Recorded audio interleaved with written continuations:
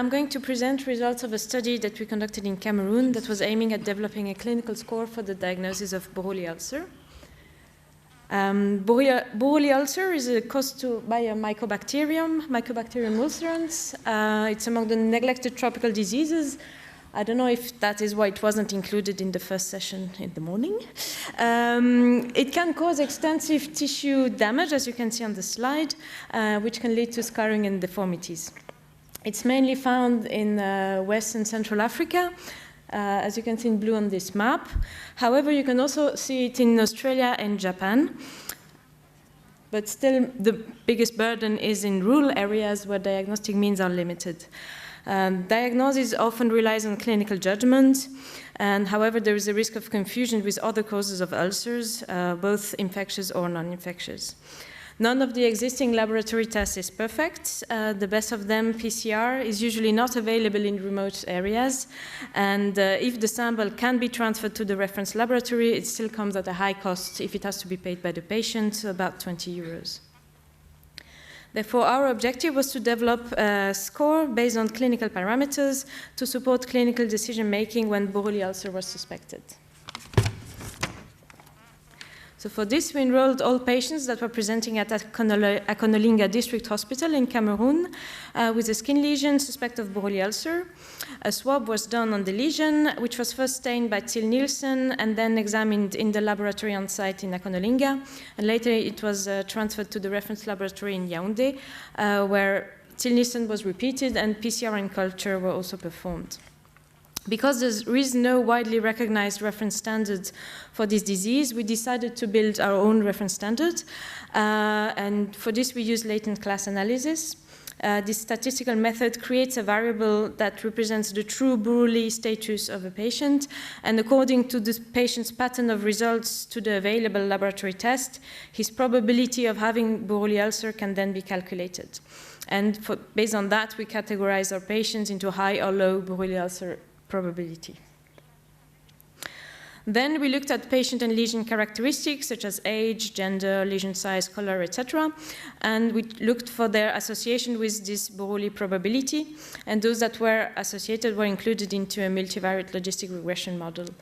In the second step, for the selection of the variables into our score, we kept all the variables that were associated with Buruli at an odds ratio above 2 or below 0.5. We then attributed points to each variable corresponding to their coefficient in the multivariate model. So we included 364 patients in the study for a total of 422 lesions. For this analysis, we actually focused on the 325 patients which had only ulcerative lesions. And of those, we classified 51 as having a high Buruli ulcer probability and 274 as a low Buruli ulcer probability. Patients had a median age of 37 years, 65% were male, 19% were HIV positive, with a median CD4 count of 362. The median duration of symptoms was 24 weeks, with an interquartile range from 5 weeks up to 2 years. Most lesions were below 5 centimeters or between 5 and 15 centimeters, and the majority was located on the lower limbs. This figure shows you the probability of having Buruli ulcer on the y-axis according to the pattern of results to the laboratory test, which is on the x-axis as estimated by the latent class model. So on the left, if you have 0, 0, 0, 0 as a result, it means you are negative to all laboratory tests. And on the far right, if you have 1, 1, 1, 1, it means you were positive to all 4 laboratory tests. And the others are in between. Based on the clinician's opinion, we had predefined a treatment threshold of 0.7, meaning that if a patient had the probability of having Buruli above 70%, the clinicians would treat that patient. So this is the red line. And we were happy to see that the patients were very clearly discriminated by the model into 2 groups. So you had those with a high Buruli ulcer probability above 80%, and those with a low probability below 15%. And the estimated Buruli ulcer prevalence given by the model was 16.1%.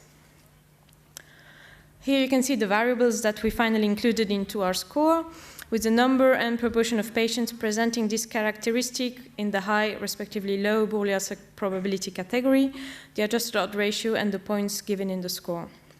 So, for example, if you characteristic smell could be described by the clinician. This was reported by 27.5% of the patients which had a high Buruli ulcer probability and only 7.5% of those with a low Buruli ulcer probability. And finally, this corresponded to 3 points in the score. The same for the presence of yellow color or fibrin within the ulcer. This also gave you 3 points. And then female gender or also a decreased sensitivity to the touch within the lesion gives you 2 points each. The remaining variables were associated with a decreased risk of Buruli ulcer and therefore contributed negative points in the score. So for example, having local regional adenopathy reduced your risk of Buruli ulcer and gave you -2 points. Increasing age was also strongly reducing your risk of Buruli ulcer. So above 20 years old, you can have -3 points, above 40 years old, -5 points. And finally, having an abnormal neurological examination basically excluded Buruli ulcer among our patients, as we found 0 patients with an abnormal neurological examination into the high Buruli ulcer category. And therefore, we decided for now to attribute -10 points to this item. Diagnostic performance of a score can be assessed by a ROC curve, which plots sensitivity on the y-axis over 1 minus specificity. And the closer the curve is to the top left corner, the better your diagnostic test or your diagnostic score. So here you can see the ROC curves of first the multivariate model on the left, and then the final Buruli score on the right, and with a final area under the curve of 0.87, which indicates a good discrimination between Buruli and non-Buruli cases. We then used our score to build a decisional algorithm and to select specific cutoffs. So to exclude Buruli ulcer, we were aiming at a negative predictive value above 95%, and this corresponded to a score up to 0, with an NPV of 95.7%. In this case, a patient would be considered to have a low Buruli ulcer probability, and the clinician should first look for another diagnosis. To treat Buruli ulcer without further testing, we were aiming at a positive predictive value above 70%, which was also our treatment threshold. And finally, we chose a cutoff of 5, corresponding to 69%, so just below 70%, because if we went higher, the confidence intervals became really very large. And so with a score of at least 5, you had a high probability of Buruli ulcer, and you could be treated without delay. And finally, if your score was between 1 and 4, then you should be further tested by PCR and treated if the PCR was positive. So we applied this algorithm to the patients included in our study. We had 210 patients which had a score up to 0, corresponding to a low Buruli ulcer probability. On the other end, we had 29 patients with a score of 5 and above, which could be directly treated for Buruli ulcer. And in the middle, we had 81 with intermediate scores, which were then tested by PCR. And out of those, 25 were found positive and treated for Buruli ulcer.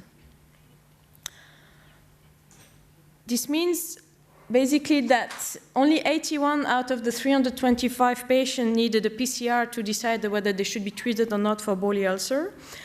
And also for the 54 that were finally treated, more than half of them, 29 over 54, could be treated without waiting for the result of the test.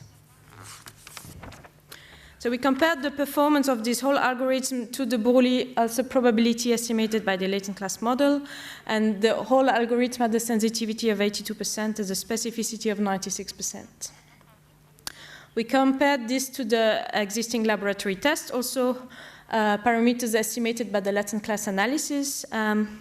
And what is interesting here is to see that our algorithm had a sensitivity that was higher than Nielsen and culture, but still PCR was the highest of all of them. And specificity was good, I think, for all tests or algorithm. So our proposed algorithm, based on the Buruli score, reduces the need for PCR by 4. The sensitivity is not perfect, but still we reach a high negative predictive value because we had a low prevalence of Buruli among our patients. This imperfect sensitivity still implies that some true cases can be missed, and so this has to be explained to the clinician with the message that they should reevaluate a patient that does not respond well to a non-Buruli treatment. Our score is also very dependent on age and sex, and on the overall prevalence within the collective of patients. Therefore, it should be validated in other contexts. In terms of limitation, the latent class model was based on laboratory tests only, which means that true Buruli patients with no positive test would have been classified as non-Buruli cases. And also, for some of the items in the score, the conclusions are based on small number of patients. Also, some of the parameters that we currently included in the score are quite subjective, such as hypersensitivity, smell, or color of the lesion, and others also depend on the quality of the clinical examination. Therefore, we are now hoping to conduct another study to validate the results on another set of patients, still in Cameroon, but maybe in other sites also, especially looking at standardization of the items that we included in the score, calibration, reproducibility of the score, performance by non-doctors, and also the impact on delay to treatment and loss to follow-up. And with this, I thank all the study participants and all the partners for this study. Thank you.